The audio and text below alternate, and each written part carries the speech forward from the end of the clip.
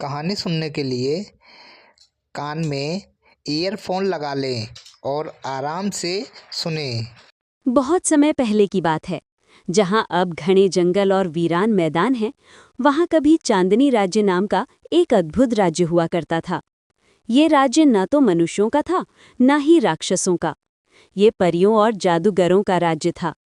राज्य के चारों ओर नीले रंग की झीलें थीं, जिनमें कमल रात के अंधेरे में भी चमकते रहते थे।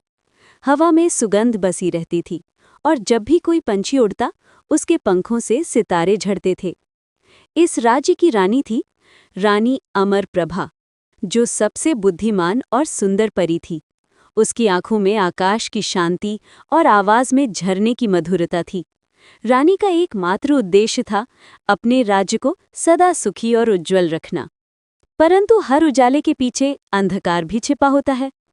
चांदनी राज्य के उत्तर दिशा में काले पहाड़ों के पार एक दुष्ट जादूगर रहता था, कुहेल।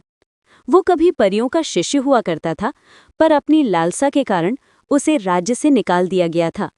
उसने प्रतिज्ञा ली थी कि वो एक दिन इस राज्य के उजाले को निगल जाएगा। एक दिन रानी अमरप्रभा अपने दरबार में बैठी थी कि अचानक हवा का एक तूफान उठा। आसमान में काले बादल छा गए और बिजली चमकने लगी। पहाड़ों से आवाज आई, है परियों की रानी, अब तेरे उजाले की रातें खत्म होने वाली हैं। ये आवाज कुहेल की थी। रानी ने शांत स्वर में कहा, अंधकार कभी प्रकाश को मिटा नहीं सकता कुहेल। अगर तू हमारे राज्य में आया तो तेरा अंत निश्चित है। लेकिन कुहेल हंस पड़ा, हा हा हा, अंत तो सबका होता है रानी। मैं बस तुम्हारे राज्य की चांदनी को अपने काले जादू से निगलने आया हूं। इतना कहकर उसने अपनी जादू की छड़ी से एक मंत्र फेंका। पूरा राज्य काले धुएं में डूब गया। पेड़ सूखने लगे, झीलों का पानी स्याह पड़ गया, परियों के पंखों की चमक मुरझा गई। रानी ने तुरंत अपनी सबसे छोटी और सबसे बहादुर परी तारा को बुलाया। तारा अभी बहुत युवा थी, पर उसका हृदय निर्मल और साहसी था। रानी ने कहा, तारा, जब तक मैं इस अंधकार से लड़ती हूं, तू प्रकाश मणि को ढूंढ लाना।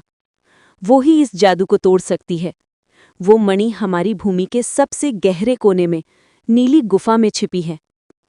तारा ने प्रण लिया, माँ रानी, चाहे मुझे अपने प्राण देने पड़े, मैं प्रकाशमणि लेकर लौटूंगी।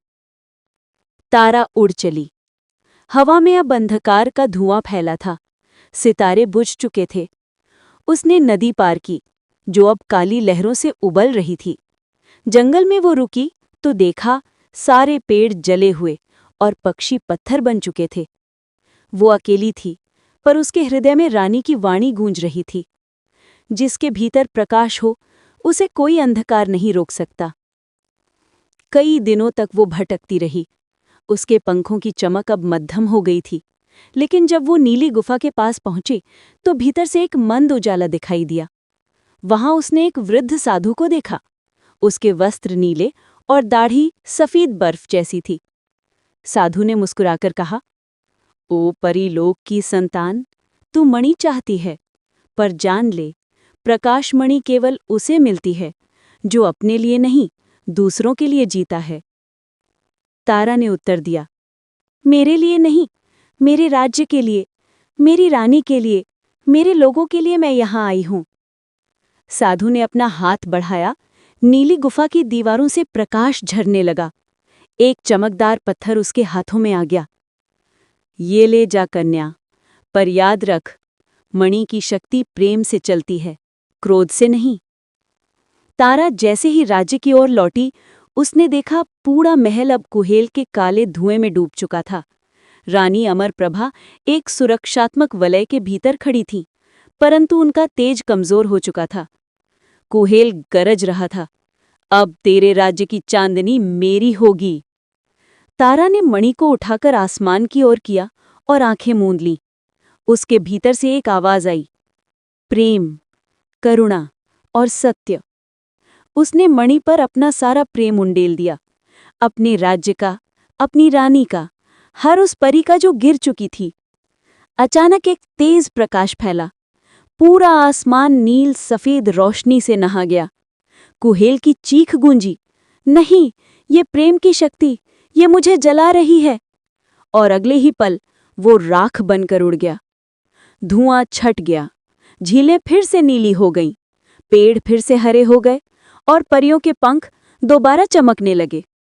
रानी अमरप्रभा मुस्कुराईं, तूने हमें बचा लिया तारा, आज से तेरा नाम रहेगा दीप्ति परी, वो जो अंधकार में प्रकाश बन गई। कई वर्षों बाद जब रानी अमरप्रभा वृद्ध हुईं तो उन्होंने राज्य का ताज दीप्ति परी को सौंप दिया। दीप्ति ने सिंहासन पर बैठते हुए कहा, इस राज्य की रक्षा तलवार या जादू से नहीं होगी, बल्कि प्रेम और करुणा से होगी। और कहते हैं, आज भी जब पूर्णिमा की रात को आसमान साफ होता है तो चांद के चारों ओर हल्की सी नीली आभा दिखती है। वो दीप्ति परी के प्रकाशमणि की छाया है, जो अब भी चांदनी राज्य की रक्षा करती है।